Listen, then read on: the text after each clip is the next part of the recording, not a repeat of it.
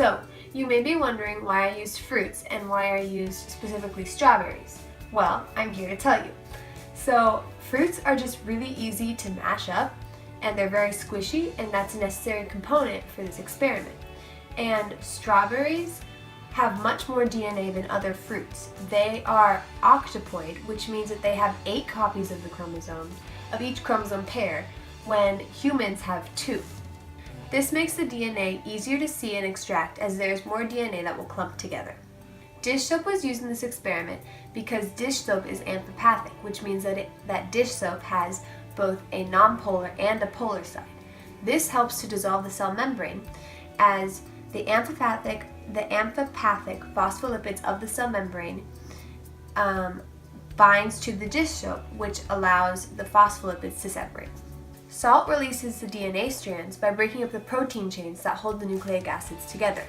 Lastly, DNA is not soluble in isopropyl alcohol, especially when the alcohol is very cold, because the polar sugar phosphate backbone of the DNA is not soluble in the nonpolar isopropyl alcohol.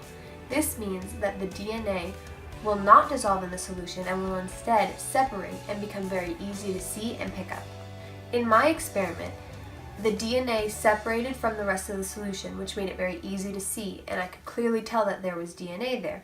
However, I could not pick up the DNA because the DNA did not clump together, and I could pick up small bits of DNA, but I couldn't pick up like long strands of the DNA.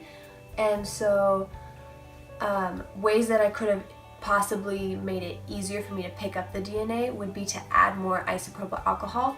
However, I only had 5 milliliters. Also, I didn't make the isopropyl alcohol iced. I had it sit in the fridge, but it wasn't very cold, and so I could have made the isopropyl alcohol more cold, which could have allowed the DNA to condense more and made it easier for me to pick it up.